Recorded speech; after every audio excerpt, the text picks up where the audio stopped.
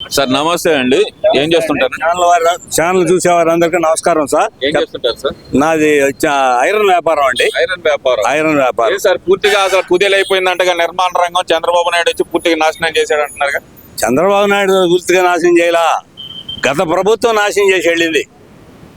ఆయన అభివృద్ధి అనేది కన్స్ట్రక్షన్ అనేది లేకుండా ఉండటం వల్ల అభివృద్ధి అనేది కుట్టుబడిపోయింది. కన్స్ట్రక్షన్ కానీ ఇంకోటి కానీ అన్నీ ఆయన అన్నీ కూడా లిక్కర్ వ్యాపారం చేసుకున్నాడు, ఇసుక వ్యాపారం చేసుకున్నాడు, మట్టి వ్యాపారం చేసుకున్నాడు. వాటిలో డబ్బులు ఆయన సంపాదించుకున్నాడు కానీ వేరే వాళ్ళు ఎవరు తెల్లా. అవి తీసుకొచ్చి పోయారో నామినల్గా కొంతమందికి పంచి నేను వాళ్ళకి ఇచ్చాను వీళ్ళకి ఇచ్చాను అని చెప్పుకుంటున్నాడు ఆయన. అదే సార్, మీరు ఐరన్ వ్యాపారం అంటున్నారు. మరి గతంలో చూస్తే జగన్మోహన్ రెడ్డి 31 లక్షల ఇళ్ళకి పట్టాలు ఇచ్చేసాను, నేను ఇల్లు కూడా కట్టేశాను అంటున్నారు. బిజినెస్ లేకపోవడం ఎక్కడ కట్టాడు చూపించమనండి. ఆయన 175 అన్నాడు. మరి 11 గదికి ఎందుకు పట్టిపోయాడు అనేది ఆయన ఆత్మవిమర్శ చేసుకోమనండి. ఆత్మవిమర్శ చేసుకుంటే తెలుస్తుంది. అతి మంచితనం అతి నిజాయితీ వల్ల ఓడిపోయానని చెప్పి చాలా మంచితనం సార్. ఆయన లిక్కర్ మాఫియా చేస్తా అన్నాడు. మరి ఏం చేశాడు? ఆయన అతి మంచితనం ఆడుంది, అతి నిజాయితీ ఆడుంది. అన్ని మొత్తం కంటైనర్లు తీసుకెళ్ళిపోయాడు కదా డబ్బులు అన్నీ కూడా. ఎక్కడ ఉంది ఆయన దగ్గర నిజాయితీ? ఎక్కడ ఉంది మంచితనం? ఎక్కడ ఉంది? చేస్తానని ఏం చేశాడు? ఉద్యోగస్తులకి పిఆర్సీ ఇస్తాడు, ఇచ్చాడా? ఇవ్వలేదు. మరి ఇది లిక్కర్ మాఫియా చేసేస్తాడు, ఆపుతాడు, ఆపాడా? లేదు కదా. ఏదో ఆయన 9 ఇస్తానన్నాడు, ఆ 9 ఇచ్చుకున్నాడు అంతే. ఒక్క తట్టి మట్ట వేయలేదండి. రోడ్లు ప్రాథమిక అవసరాలు తీర్చాడు ఫస్ట్ రాగానే. వీళ్ళు రోడ్లు గుంటలు పూడ్చారు. అవునా కాదా? అవునా? ఇవాళ రోడ్ల మీద జనం తిరుగుతున్నారంటే శుభ్రంగా తిరుగుతున్నారు. కారణం అది ఒక్కటి చాలా. ఇవాళ గుంటూరులో తీసుకుందాం. గుంటూరులో ఎన్ని బ్రిడ్జిలు కట్టబోతున్నారు? ఎంపీ గారు కావచ్చు, ఎమ్మెల్యేలు కావచ్చు, ఇంకోళ్ళు కావచ్చు, ఏ ప్రజానాయకుడైనా దృష్టి పెట్టారు. రాజధాని లేదంటే వాళ్ళ కోసమే చేసుకుంటున్నారు. వాళ్ళు అక్కడికే అభివృద్ధి అవుతుంది రాజధాని చేస్తే.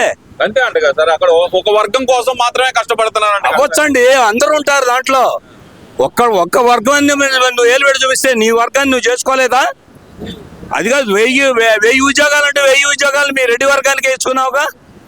10 వాళ్ళందరికీ ఎవరికి ఇచ్చావు చెప్పమను? ఎవరికి ఇవ్వలేదుగా. ఆయన వచ్చినప్పుడు ఆయన చూసుకున్నాడు, ఆయన వస్తే ఆయన చూసుకుంటాడు. అది ప్రజాస్వామ్యంలో అనేక రకరకాలుగా ఉంటాయి. ఎవడు వాళ్ళ అబ్బాయికి ఆయన ఉద్యోగం ఇచ్చుకున్నాడు, రేపు పొద్దున్న ఇంకో ఉద్యోగం ఇచ్చుకుంటాడు. అట్లానే అందరూ ఇచ్చుకుంటారు. వాళ్ళ వర్గానికే బాగా చేసుకుంటున్నాడంటే వాళ్ళ వర్గం వాళ్ళ దగ్గర డబ్బులు ఉన్నాయి, చేసుకుంటారు. అందరూ బాగుపడతారుగా రాజధాని వస్తే అక్కడ. సరే, ఇప్పుడు చూద్దాం సార్. మరి మీరు ఐరన్ వ్యాపారి కాబట్టి వ్యాపార పరంగా మాట్లాడుకుంటే రాష్ట్రంలో జిఎస్టీ వసూలు అనేది పూర్తిగా పడిపోయింది, పడకేసింది. చంద్రబాబు నాయుడు తీసుకునే నిర్ణయాల వల్ల కంపెనీలు వెనక్కి వెళ్ళిపోతున్నాయి, పెట్టుబడిదారులు ఎవరు రావట్లేదు, వ్యాపార వర్గాలకి చాలా నష్టం జరుగుతుంది అనేది జగన్మోహన్ రెడ్డి ప్రధానమైన ఆరోపణ సార్. మరి ఆయన ఎన్నైనా ఆరోపణలు చేస్తాడు సార్. ఎందుకంటే పోగొట్టినంతా ఆయన పోగొట్టాడు. కన్స్ట్రక్షన్ అనేది లేదు ఆయన 5 సంవత్సరాల్లో. అదేమంటే నాకు కరోనా వచ్చింది అన్నాడు. కరోనా 2 సంవత్సరాలేగా ఉంది. తర్వాత ఏం చేశాడు? ఆయన అందరూ పంచుకున్నాడు తప్ప ఆయన ఎవరికి చేయలా. ఆయన జిఎస్టీ ఆయనకి వసూలు చేశాడంటే జిఎస్టీ ప్రోటీన్ అది. అయినా కాకపోయినా అమ్మకాలు కొనుగోలు జరిగే చోట ప్రతి చోట వసూలు అయిపోతాయి.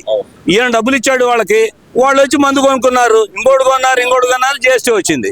అంతేనా? అంటే మనీ రొటేషన్ చేశారంటారు. మనీ రొటేషన్ చేసుకున్నాడు అంతే. ఆయన అదేదో నా మహిమ అనుకుంటున్నాడు. ఆయన మహిమ కాదు అది. జనాలు డబ్బులు పంచాడు, జనం వెళ్ళి చేసుకున్నారు. అంతేగాని ఇప్పుడు ఈయన పరిశ్రమ వస్తే పరిశ్రమ ద్వారా నికర ఆదాయం ఇప్పుడు వస్తుంది. నికర ఆదాయం రావాలి ఇప్పుడు. అదే కానీ అప్పటికప్పుడు టెంపరీ వచ్చేది అది ఆగిపోయింది ఇప్పుడు. ఎందుకంటే బాకీలు కట్టడానికే సరిపోతుంది ఇప్పుడు వచ్చే ఇన్కమ్. జిఎస్టీ రమ్మంటే ఎటు నుంచి వస్తుంది ఇప్పుడు? అదే సార్ అంటుంది. మరి చంద్రబాబు నాయుడు ఏదైతే హామీలు ఇచ్చారో సూపర్ 6 అంటూ సూపర్ 6 హామీలను గాలికి వదిలేసి ప్రజల్ని రోడ్డు మీద పడేసాడు చంద్రబాబు నాయుడు అంటున్నారు కదా సార్. మరి గాలికేం వదిలేలా, ఒక్కొక్కటి ఇచ్చుకుంటూ వస్తున్నాడు. మరి ఆ బాకీలు తెచ్చుకోవాలా, బాకీలకు వడ్డీలు కట్టాలా, ప్లస్ మళ్ళీ ఇవన్నీ చూసుకోవాలా, జీతాలు ఇవ్వాలా. మరి ఆయన జీతం టైంలో 10వ తారీఖు నుంచి 15, 20వ తారీఖు దాకా వేసాడు జీతాలు. మరి ఇప్పుడు 1వ తారీఖు పడుతున్నాయిగా, 1వ తారీఖు నుంచి 2వ తారీఖు 3వ తారీఖు వేస్తున్నారుగా. మరి ఎందుకు వేస్తున్నాడు? అది ఆయనకి తేడా, అంతకంటే ఏమీ లేదు. సార్, ఇక్కడ ప్రధానంగా చూసుకుంటే 9 నెలల పరిపాలన చూసారు. ఇప్పుడు ఈ కూటమి పాలన ఉంది. గడిచిన 5 సంవత్సరాలు పరిపాలన చూశారు. మీరు ఈ రెండిట్లో మధ్య కనిపెట్టిన తేడాలు ఏమున్నాయి అనుకోవచ్చు అంటారు? ఒకటే తేడా, వీళ్ళు చెప్పిన ప్రాథమిక అవసరాలు అనేది ముందుకు తీరుస్తున్నారు. అది ఏంటది?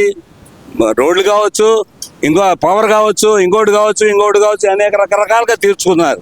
ఒకటొకటికి చూసుకుంటా వస్తున్నారు. వాడు ఆయన ఒకటే 9 అనేది పెట్టుకున్నాడు, ఆ 9 పిచ్చుకున్నాననే లెక్కలు మాట్లాడాడు తప్ప ఆయన రెండోది ఇంకొకటి ఏం చేయాల.